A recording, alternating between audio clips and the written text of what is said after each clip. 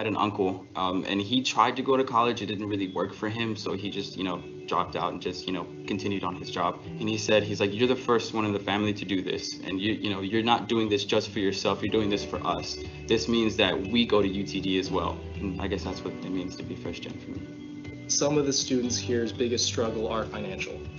And being able to relieve that burden just opens up so many more possibilities and sort of shifts everyone at an aggregate level to a better mindset of abundance and being able to really enjoy that college experience, because UT Dallas has so many things to offer. The Jindal School has educated over 40,000 students since our inception. A substantial amount of those students that we have graduated wouldn't have been here without the scholarships that we have provided.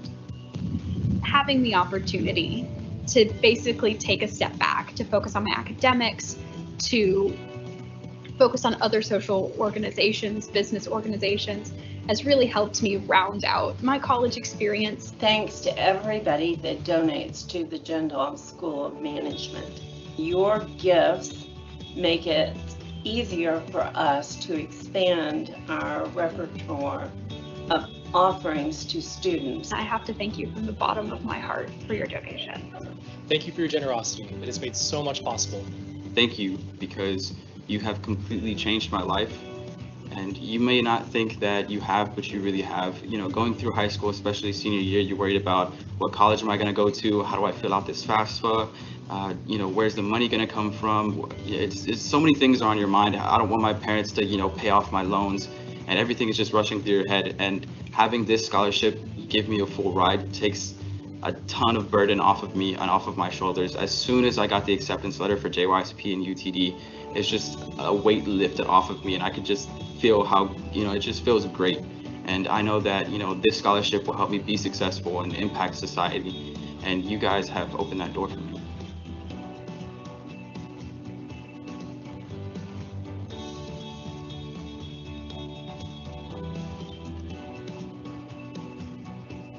Good morning, everyone.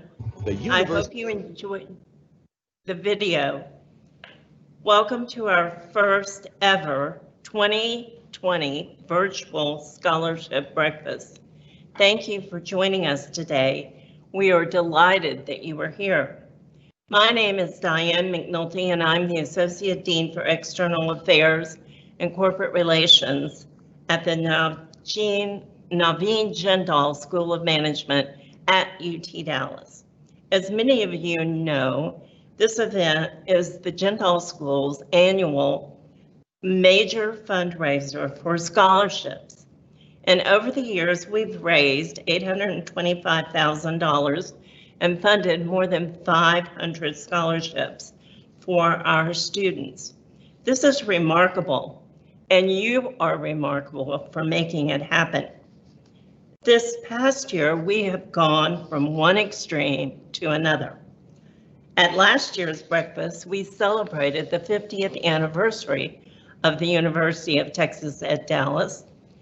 And this year, we are here virtually after navigating our way through the uncertainties of COVID-19. We hope that you are able to take part in the virtual networking sessions earlier, and we're very happy to have you join us today. Thank you, President Benson, Dr. Musselman, Dr. Jameson, Fred Perpall, Dean Percool, and all other university deans and administrators who have joined us today. I would like to thank the Beck Group for being our presenting sponsor, and then thank our champion sponsors, the Dallas Indian Lions Club, Macy Hankin, and Lennox. And thanks to our advocate sponsors, who I will list by name.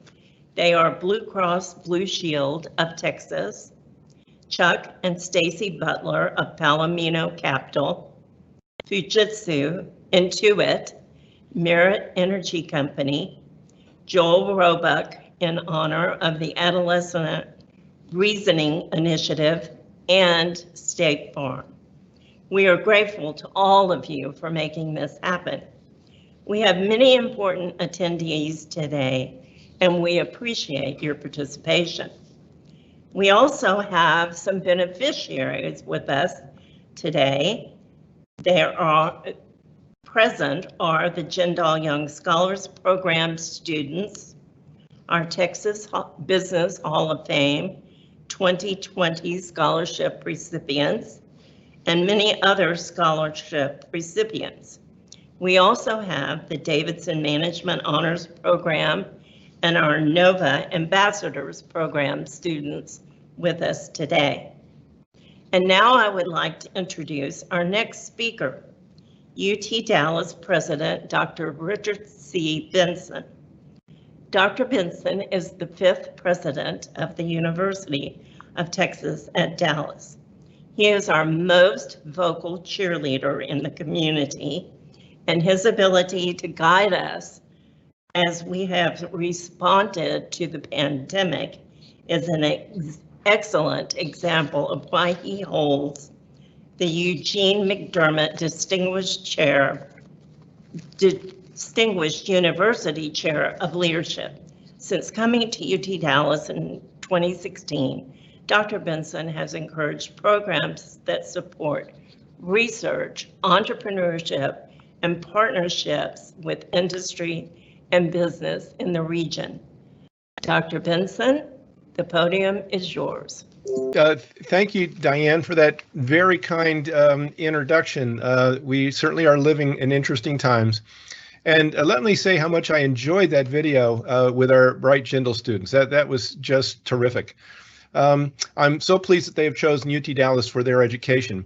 Let me also extend my thanks to the Beck Group and Fred Perpall for hosting the breakfast at their office this morning, and further thanks to Jeff Forbes, the Beck Group's Dallas office leader, and Chad Schieber, a fine Jindal School alumnus who also works for the Beck Group.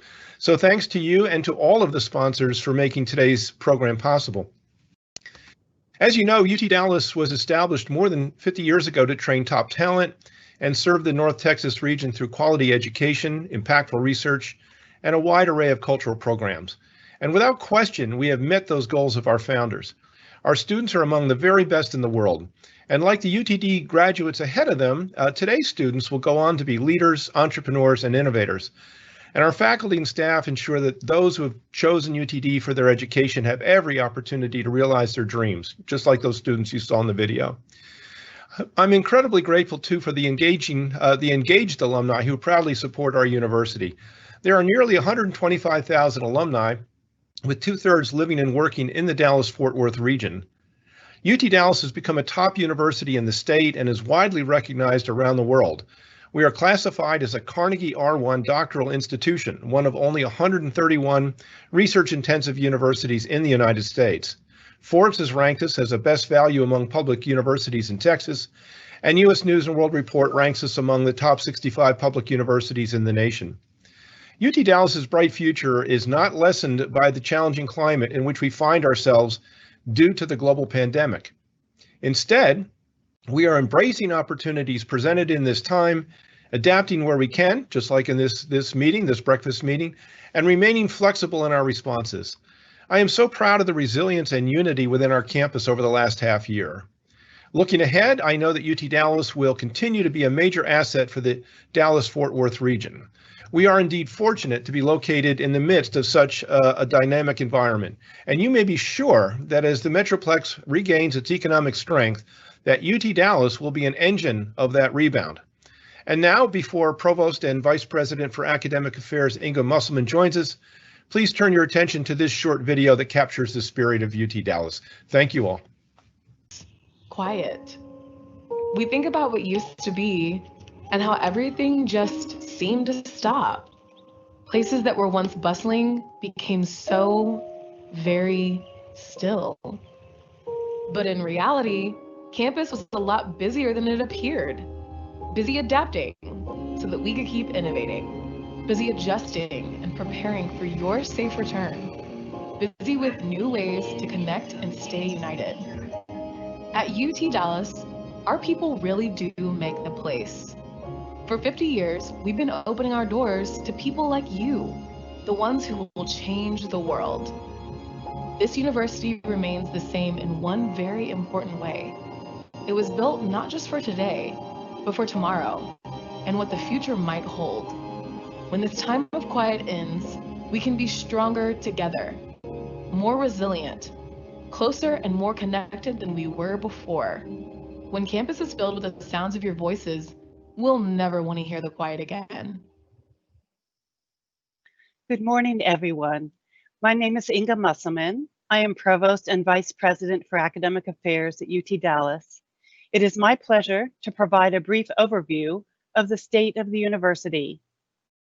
UT Dallas now has 141 academic programs in 8 schools. As Dr. Benson said, 2/3 of our nearly 125,000 alumni live in the Dallas-Fort Worth Metroplex and contribute their talents in significant ways to the local economy. Enrollment for this fall is 28,670, down about 3% from last year. We have fewer freshmen and fewer international students as a result of COVID-19, and also because of the difficulty in securing student visas. Some admitted students have deferred enrollment until spring or next fall. A bright spot is that 193 freshmen, National Merit Scholars, matriculated this fall, putting UT Dallas in the top 10 universities in the nation in this category. We also saw an uptick in master's degree students. The top 10 declared majors of full-time incoming freshmen include finance and business administration, both in the Jindal School. We continue to hire great faculty. Between November of 2019 and January of 2021, we will have welcomed 44 new tenured and tenure-track faculty to UT Dallas, 10 of these in the Jindal School. Our newest building, the Sciences Building, opened this summer. Home to physics, it contains lecture halls, classrooms, instructional and research laboratories, and study spaces. Our academic year was moving right along until the seismic impact of the COVID-19 pandemic forced us to quickly adapt, and we did. In mid-March, the university transitioned to remote work and extended spring break by an additional week. During those 2 weeks, there was a Herculean effort by our faculty and support staff to pivot to online learning in order to finish the semester. Additionally, the student adjustment in that time was amazing. Our summer classes were all online, and this fall, UT Dallas is following a hybrid model of instruction with 5 modalities, including traditional in-person courses, online courses, and hybrids thereof. 15% of our class sections have in-person content and 85% are online. In moving to online instruction, classrooms were upgraded with webcams and tablets to assist faculty with course delivery, and online instructional resources, webinars, and tutorials were made available. In May, following our transition to remote work, we reopened our research labs at the level of 25%. Then in August, we expanded to 50%. Our research enterprise is excelling. Last year, we had our highest level of total and federal research spending at $132 million and $56 million, respectively. During this pandemic, we have provided additional assistance to students. Laptops and webcams were loaned to students. $9.5 million of Federal CARES Act emergency aid was distributed to assist students with unanticipated expenses due to the COVID-19 pandemic, including technology needs for remote learning, housing and food insecurity, medical care and prescriptions, and job loss. An additional $1 million for student emergency aid was raised by the Offices of Development and Alumni Relations and Student Affairs. In addition to the challenges we face at UT Dallas because of the pandemic, is a situation of great importance that President Benson fully intends for us to address, upholding our values of diversity, equity, and inclusion. That is why President Benson established the Living Our Values Task Force that is co-chaired by Dr. George Fair and Raphael Martin. The team has done a lot of listening and has sought many viewpoints. Most importantly, the task force has made recommendations that are actionable and that will lead to improvements in inclusion, access, and equity for all at UT Dallas. Thank you for attending the Jindal Scholarship Breakfast this morning. We deeply appreciate your support of the Jindal School, its faculty and staff, and especially its students. Now, as I conclude, I have the honor of introducing the Dean of the Naveen Jindal School of Management, Dr. Hassan Prakul. Dr. Prakul has led the Jindal School for 24 years. He is one of the longest serving deans in the country, and it is fair to say that his leadership has tremendously changed the course of the school. Dean Prakul has supervised the Jindal School's successful accreditation efforts and has watched the faculty and programs gain national and international recognition. His efforts have led to top rankings for the Jindal School, and he has transformed the school into one of the nation's foremost business schools. Dean Prakul, the podium is yours. Thank you. Appreciate it. Welcome everybody. It's indeed great to see you or not see you remotely. I want to extend special thanks to our sponsors for their generosity. This year, we have raised over $109,000. This is a record amount, and it is particularly meaningful during these difficult times when many of our students are struggling financially. Many of you must be wondering how we are coping with COVID-19. Well, I'm happy to report that Jindal School is continuing to thrive. This year, we have the highest rankings ever among many of our programs. Our online MBA is ranked number 6 best online MBA program in the nation by US News. This is the most visible and prestigious ranking of US academic institutions. The same publication places our full-time and part-time MBA programs as number 12 and number 9 respectively among public university programs. We also continue to be among the leading schools in research productivity. Our school is ranked number 4 in the nation based on publications during the last 5 years in the top 24 journals across all major business disciplines. In this ranking, only Wharton Business School, Stern Business School at NYU, and Harvard Business School are ahead of us. Our students too are making us proud. I will share with you a couple of the most recent accomplishments of our students. A finance and economics senior, Sarah Brennan, was elected president of the UT Dallas student government this fall. A marketing senior, Varika Pinnam, was named Student Entrepreneur of the Year at Dallas Startup Week in early September. And then in late September, she was named Collegiate Marketer of the Year by the DFW chapter of the American Marketing Association. Having shared with you the good news, I will now mention the challenges we are facing. Sadly, we are not immune to COVID-19 or the disruptions it caused in every aspect of our lives. Yet we have faced these challenges head-on and have made the best of a difficult situation. Our students, faculty, and staff have adjusted wonderfully to the new mode of operation. Those students coming to campus observe strict protocols and are safe.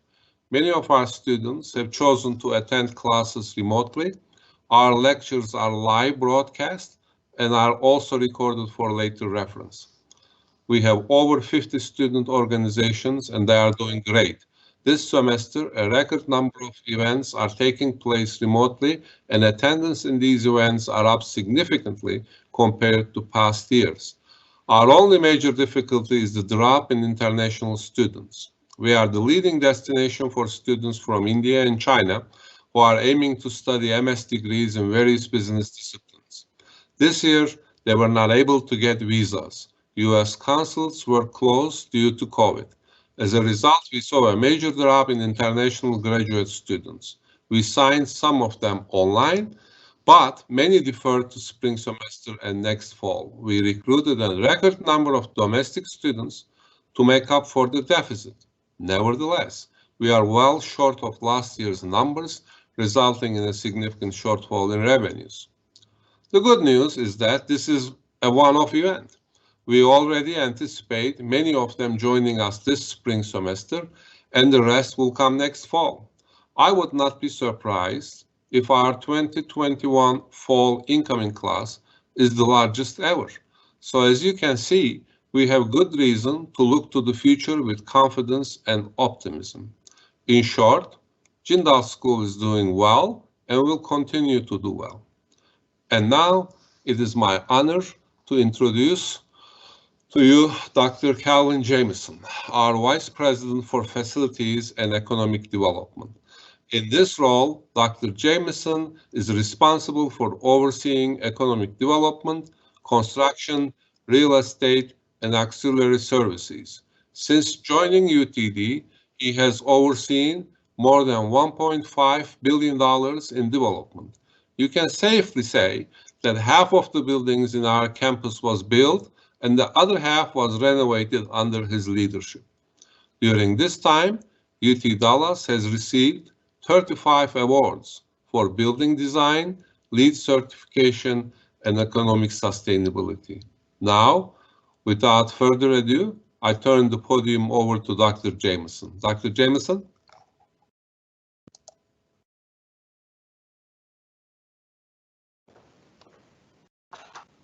Thank you very much, Dean Pakul, Dr. Musselman, President Benson. It's our pleasure this morning to introduce our speaker, Fred Papal, and we're excited about the opportunity to have this fireside chat with Fred Papal. And as he walks in, Fred, my pleasure to introduce Fred Papal, the President, CEO of the Beck Group. And let me just say this, Fred has a unique background, and we're gonna have a conversation with Fred this morning. And we want you to look at the chat, and we started out doing our COVID 6 feet plus. I have a mask on, my UTD mask as well. He has his one. And we're gonna spend this time having a conversation. Fred actually started college when he was 15. He's from the Bahamas, Nassau actually, and those who is one of my favorite vacation places. I enjoyed the conch fritters without a doubt when I was there, actually when I visited. And he actually came to, the United States. He followed his basketball career here to go to, followed his brother actually to go to University of Texas at Arlington to study architecture. And probably would have came to UT Dallas, but we didn't have architecture. That was it, yeah. And we didn't have Division I basketball at the time, but he tried to juggle architecture and academics and felt like his first love was to go after architecture and pursue education. And when he finished, he actually finished a bachelor's and master's before he was 23 and started his career and then proceeded accordingly and joined the Beck Group. And at the age of 37, he was anointed to be the CEO of the Beck Group. And we're going to talk about that background and experience itself. But Fred Papal, again, joined the country of Texas from Nassau in the Bahamas itself. So Fred, I'm going to give you this first question to begin this process this morning. And, awesome. And my first question to you, and again, chat out there, please feel free to write your questions down, is that you started early playing athletics, and a former athlete myself, basketball too. When I walked in the gym, I was in range, my approach to things. But tell us a little bit about, what education meant to you and scholarships has been to you in terms of your early career and what it means to you overall. Yeah. Well, first thing I want to say is good morning to all of our viewers, students, faculty alike. It's really good to be with you virtually, and excited about the opportunity to share. The role of education in my life could not be understated. I grew up in inner city on a small island in a very tough neighborhood. But I had the value of having parents that were really focused on education, that irrespective of chores and sports and extracurricular activity, none of that could be possible unless we were making good grades. And so the strength from a very early age on focusing on education was something that was always central in our lives as a family.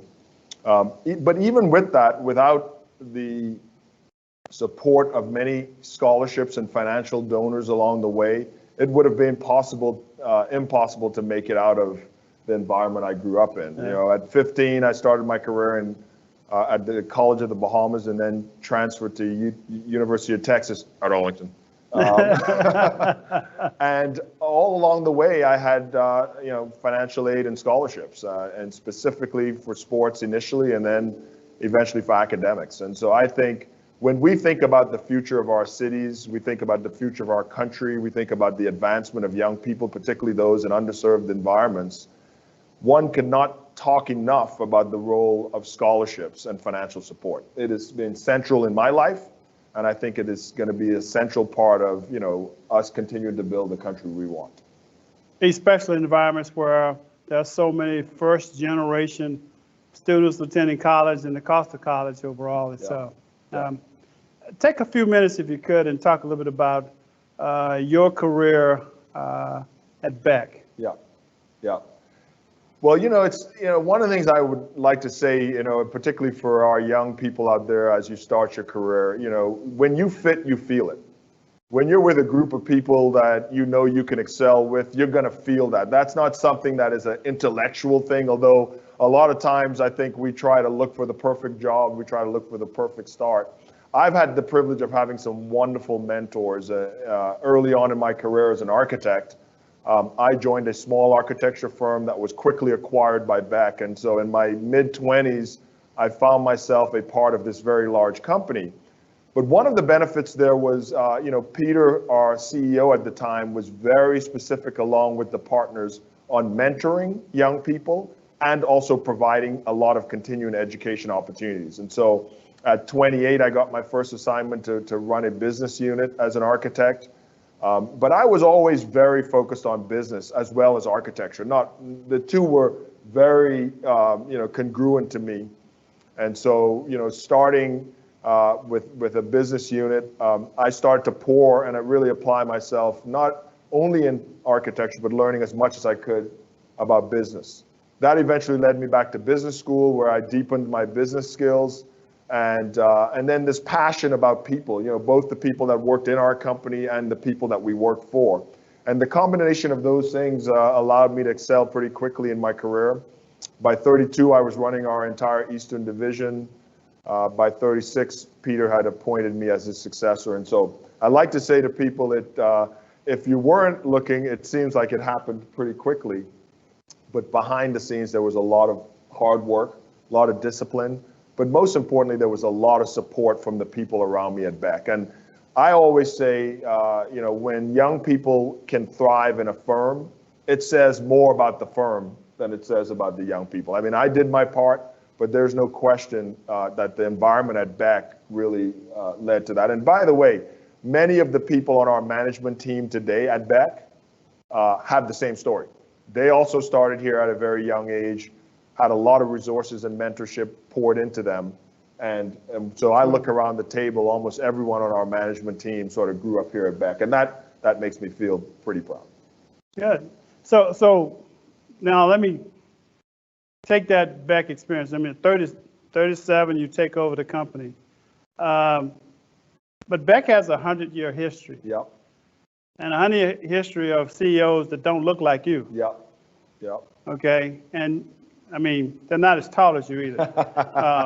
That's what I'm saying. Yeah.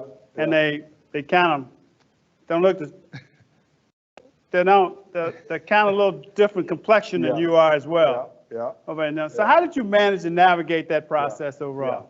Yeah, I think one of the things I love about the University of Texas system, what I love about UT Dallas in particular, is the diversity amongst its student population, the diversity amongst its faculty and staff.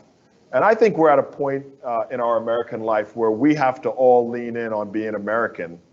I love that American is our last name. So whether you're Asian American, Indian American, African American, we all have the same last name, and that's American. When I joined Beck, there were not many people of color in our firm. But what I quickly found out, although we looked differently, we all had very similar values. We believed the same thing: hard work, discipline. We had our values, described. We were very caring as a group. Integrity, i.e., you do the right thing. So it was really the belief structure that attracted me and retained me in a company like this, because whereas I didn't see many people that looked like me, what I did see was a culture that I could thrive in and people that believe the same thing. You cannot fake caring, right? Like if someone cares for you, you can't fake that.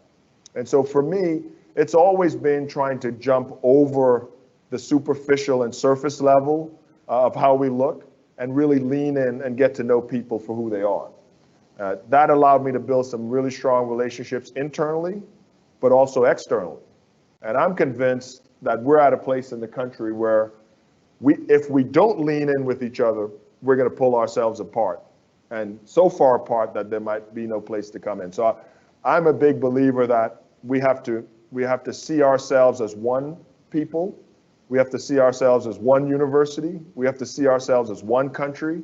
We can have our differences, and we appreciate our differences when we get to know each other at a fundamental level. And I would say, I would challenge anyone, and I know this because of the top 100 construction firms in America, only one is ran by a person of color. And I think that, again, speaks a lot about the values, the passion, but also the belief structure that we've fostered here at our company. Good. So again, people don't care what you know to know that you care. Yes. So that value system is Yeah. always articulated in terms of things you do overall. Yeah. And look, when we're together, when we bring differences to the table, I would say it's not only good for the majority community, right? You're going to get better when you have diversity. Right. You're going to see the world more broadly when you have diversity. You're going to learn more about life, and I am convinced it's a richer life. So I think everything gets better when we get more inclusive, and that's what we've tried to preach around here at Beck. But it's certainly the way my family and I have also tried to live our life. Yeah, your lens that from your perspective, growing up in the Bahamas, you have a perspective of what it was like growing up in the Bahamas. Yeah. And I have a perspective of what it's like growing up in Virginia. Yeah. And bringing that together in Texas have been those kinds of experiences you do have overall. Yeah.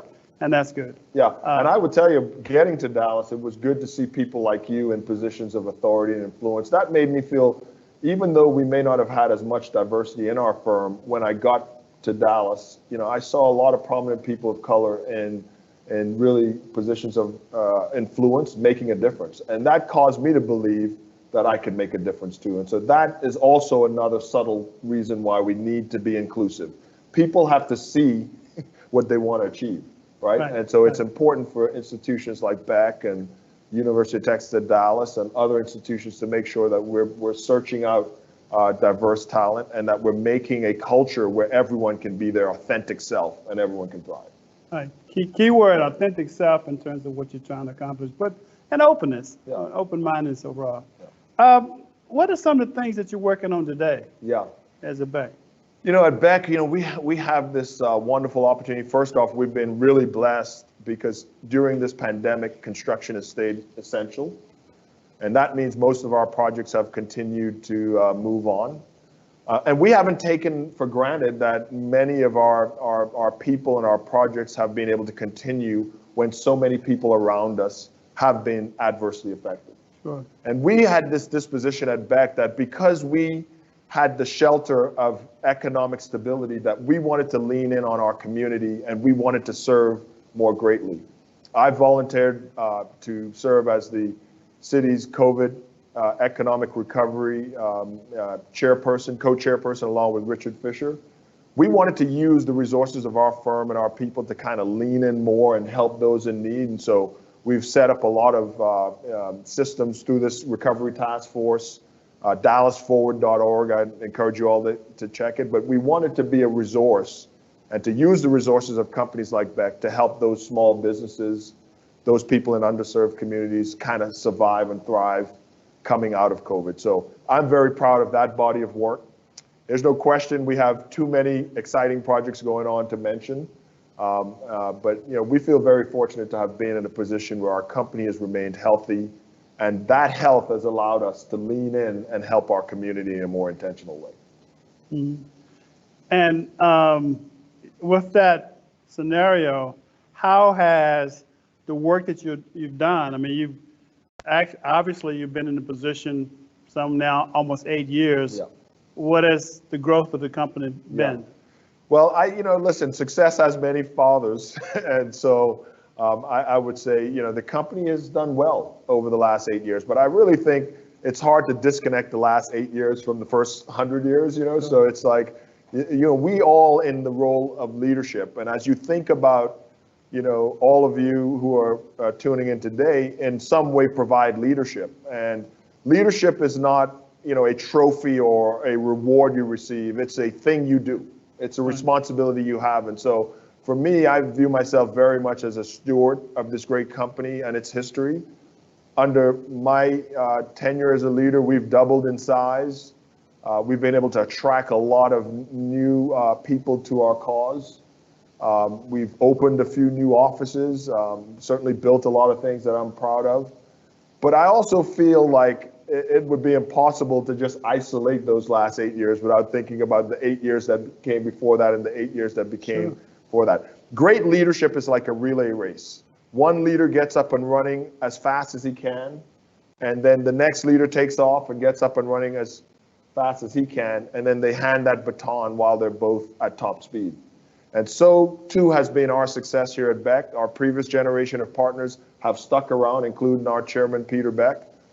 And our new generation of partners have taken off, and we're both up to full speed.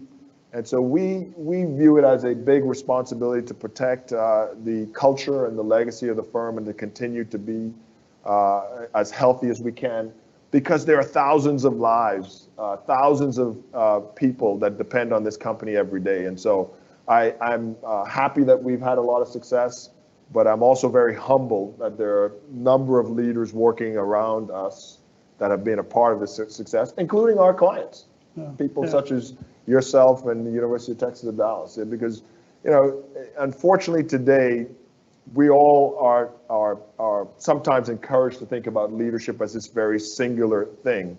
But I try to resist that temptation and always know that Beck is strong because we're working in a very strong ecosystem, very strong cities, very strong partners, very strong clients, and very strong employees. And I feel very privileged to be in an environment that allows for that. Good, thank you. It's clear that it's evolved as an organization, and kudos to Peter Beck and the company overall in terms of what it's been able to do. You serve as chairman of the Dallas Citizens Council. Yep. Itself. Talk a little bit about what that experience has been like and some of the things you're working on and why it's important to you. Yeah. One thing at the Citizens Council, which represents 120 of the largest companies that are headquartered in Dallas, our role really is to try to improve life for all of Dallas's citizens. And for us, that means really trying to be as inclusive in terms of prosperity and growth. We want to make sure that every citizen, every child that is born has the opportunity to be connected to the economic vibrancy and to the kind of success that Dallas has witnessed.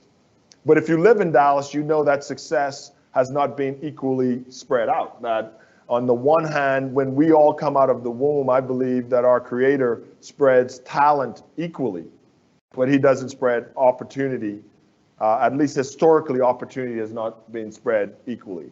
So at the Citizens Council, we've been trying to lean in and build bridges to all of our communities. We want our South Dallas and our West Dallas, our Black and brown communities, to be more, fully included in our success. We want to share the leadership that comes with corporate leadership across more of our stakeholders. And we've been really thinking about this term inclusive growth, where we keep growing Dallas, but we need to be more intentional that everyone is included. And so under my tenure, which has lasted 2 years, but really 4, we've really leaned in on this concept.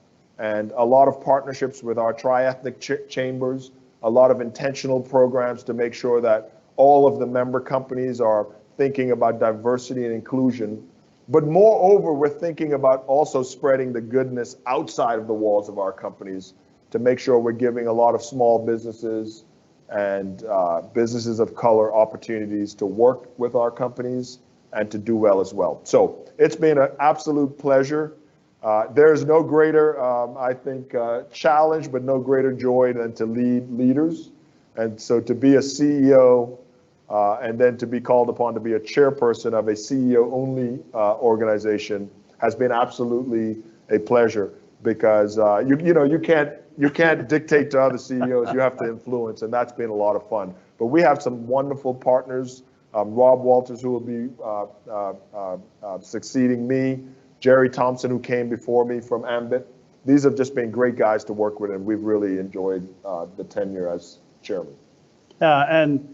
And every community needs to have a group of business leaders who are engaged. As a former city manager, I used to call on, in Richmond, Virginia, I used to call on business leaders to take a role. Someone may have education, but someone may have the arts, but they all need to take a role to pull people together. No question. If we're gonna be successful overall. On that note, I'm gonna transition to this next question that I'm gonna read to you. It says, since the start of COVID-19 pandemic, if not before, we have seen social issues become prominent public issues. Among those on the forefront lately, to name a few, are diversity, equity, healthcare, immigration, inclusion, racial justice, and social justice. Increasingly, businesses are being asked to respond to these issues as matters of corporate social responsibility. How can CEOs and boards proactively address these issues and do some really positive good? And I'll just put parentheses, George Floyd, Breonna Taylor, Rashad Brooks. What they mean to you. Well, let me say this. I've been a CEO for 8 years, but I've been a black man my whole life. And these issues are not awkward issues to me.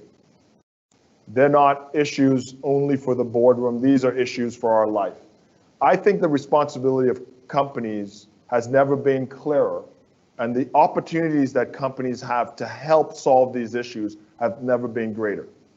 Let me tell you that I believe businesses can do better in this regard than governments can. I love being a capitalist. I love being a businessman, because business should be good for people. To give people an opportunity to actually express and apply their talent with a group of people who treat them well and believe in a common approach to life should offer the opportunity for people to actually work themselves up. This is the beauty of the American dream. And yet we know this dream has not been shared equally amongst all Americans. Come on. All you have to do is look around. You know that our black and brown brothers and sisters have not had the same access to opportunities. We can describe that in many different ways, and we can all apply different reasons for that. And probably all of those reasons, there is some truth. But today, companies have to be willing to first have this conversation. We have to look outside of our walls and take an honest inventory of what is going on in our cities. We have to know that these are wicked problems. In other words, they're all connected. The reason Black and brown people are dying from COVID at a rate that is 3 times our majority people, are connected to the lack of economic inclusion, are connected to the lack of healthcare, which is also connected to the lack of economic inclusion. We have to know that our education systems are not equal from K through 12. We have to work on those. Businesses can be a part of that. We have to be intentional to make sure that our young people of color, when they get out of high school, have something to do, have somewhere to go. So we know that corporations can play a meaningful role in what our future looks like. And here's the thing. This cannot just be altruism. This cannot be flinging coins to beggars and just writing checks with your charities. That's the easy thing for companies to do. It's very easy for me to write a check through my foundation. It is more difficult to go get shoulder to shoulder with the people we're trying to help. When it matters, it becomes personal. So here's some things we've tried to do at Beck. We've established a Beck School of Construction in inner city Dallas and inner city Fort Worth to train young people and small business owners on how to work in our industry. We've adopted a high school that are kids of color, where we send our professionals and me personally go and interact with these kids so that they can see what life could be like. We've been an avid supporter of the mayor's internship program so that we can bring these kids of color into our environment so that they can start to imagine themselves in this environment. Right. This becomes personal because this is what my journey has been like.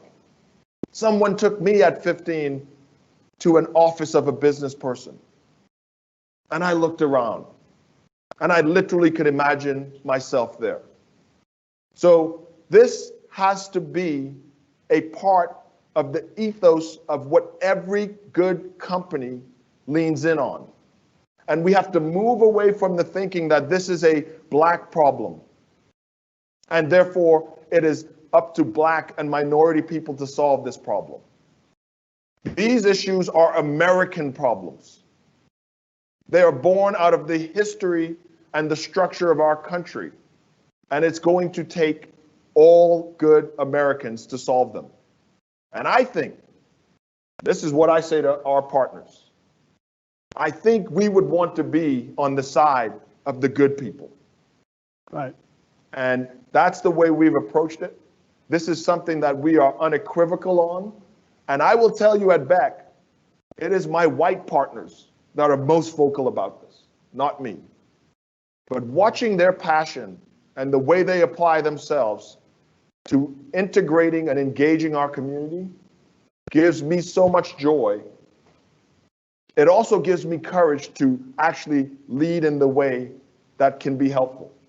And so I would tell you, as strongly as I speak about this, most of my white partners here at Beck would speak even more strongly.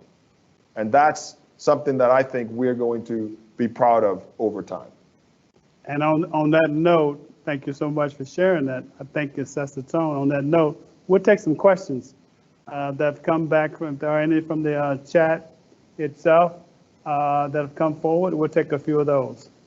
Great. Well, we just have a couple today. The first says, how important was discipline in your upbringing? Well, listen, I think when I'm speaking to young people, I think there are a few things that every young person needs if they're going to be accomplished.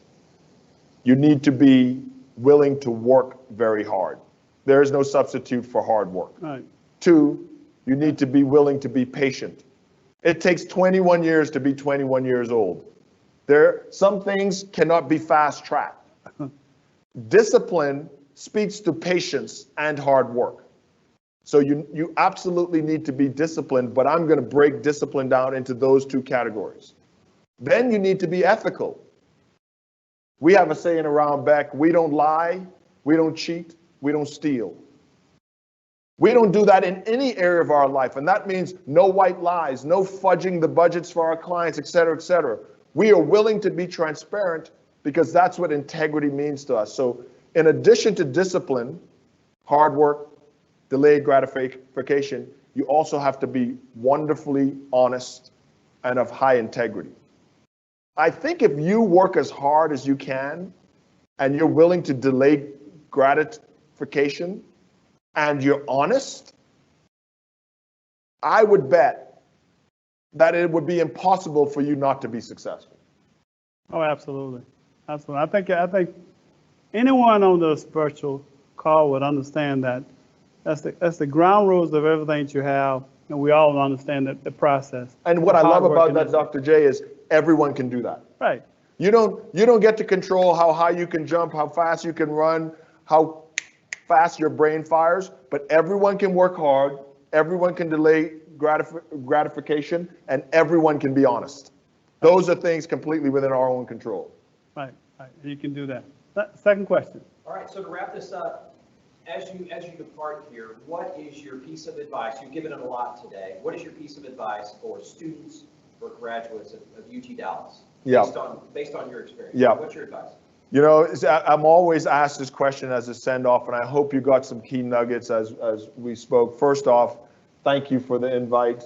Thank you for always modeling to me what it looks like to actually be excellent and to actually be inclusive. You have been a great model to our community on that, Dr. J, and I really appreciate it. What I would close with is a word that sometimes we are reluctant to use in professional environments, and that's the word love. You see, at the core for me of all of this is love. You have to love the people you're around. You have to love your community. You have to love what you do. If we start with love, we know that all of the other things fall into place. The ability to be a good person, the ability to be honest, the ability to work hard. All of those things get easier when we start off with a simple word called love. I love my job. That probably is clear to you. But I also love my partners. I love the people I work with at Beck. I approach my clients with love. I try to approach my community with love. I would encourage you all to reflect every day on what you're thankful for and to really focus on love. If we do that, your work is going to get better, but your life is going to get better. Thank you. Ladies and gentlemen, Fred Paul, CEO of the Beck Group, avid golfer. We didn't get a chance to address this issue with the United States Golf Association. We'll cover that later at some point. But let me just say, let's give him a well-deserved whoosh virtually for his absolute great conversation this morning. Fred, we appreciate your honest, candid dialogue we've had this morning. And let's just say, let's continue the good efforts in the community, and we appreciate it very much. And thank you for joining us this morning. At this point, I turn it over. Let's give him a well-deserved round of applause, and let's turn it over to Diane. Thank you, Dr. J. Appreciate it. Gentlemen, thank you so much. Both you, Calvin, and Fred, thank you for those passionate remarks. I think you've made a huge impression on our audience, and I really appreciate your presence with us today. At this time, I would like to introduce Jacob Gonzalez, a junior in the Jindal School of Management. Jacob is a graduate of the School of Business Management at Yvonne Ewell Town Center in Dallas. Jacob is an accounting major and a psychology major and currently has a 3.773 grade average. He is an undergraduate Success Scholar Family Mentor, a member of the Academic Bridge Program, and was recently accepted into the class 14 of the professional program in accounting. Jacob is also a lover of music and plays bass in his own band. Jacob is a member of the second cohort of the Jindal Young Scholars Program, and he aspires one day to be a CPA for an international consulting firm. Jacob, we are excited to hear from you.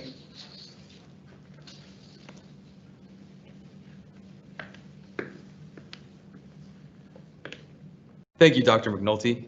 As Dr. McNulty mentioned, I attended the School of Business and Management at Townview.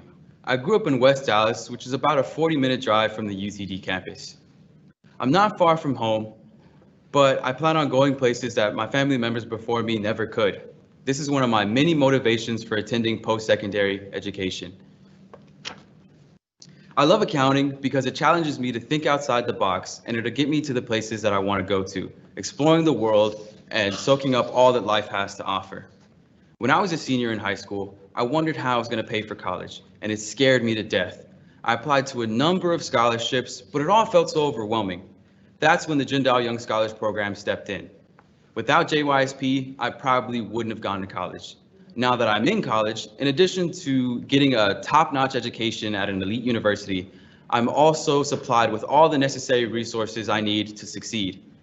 Everything from the professional advice from JSOM's Career Management Center to late nights at the pub have substantially impacted my academic career already. Now, my dreams of becoming a CPA and working for an international consulting firm are closer than ever before. As a JYSP scholarship recipient, I plan to pursue education and also give back to my community. People often say, never forget where you came from, and I don't plan on forgetting. I look forward to returning to my high school and to other JYSP partner high schools to inform students that through JYSP, your dreams are achievable, your opportunities are endless, and the fear of paying for college can be overcome. The program has a lot of potential, and I look forward to helping it reach its fullest capabilities. Because of the generosity of donors like you, I can carry my family's legacy on my back, and my dreams are closer to being a reality than they ever have been before. I am truly grateful for your contribution to not only my education, but to my future. Now, let me once again thank Dr. Benson, Dr. Musselman, Dean Percool, Dr. Jameson, and Mr. Perpaul. Mr. Perpaul, as a special thank you for your time and efforts, I have this gift basket that I'm going to leave for you. It has a ton of UTD merch, including some golf stuff that we hope that will put a smile on your face and improve your game.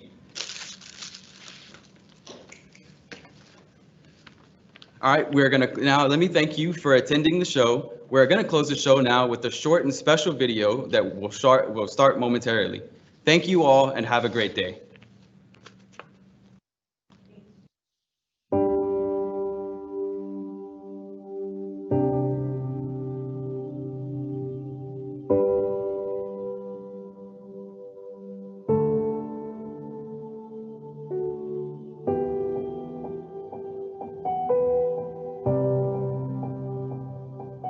I think one of the lessons that I learned from that scholarship is like there's always that idea where, you know, I shouldn't just even apply for a scholarship because there's so many people competing for it.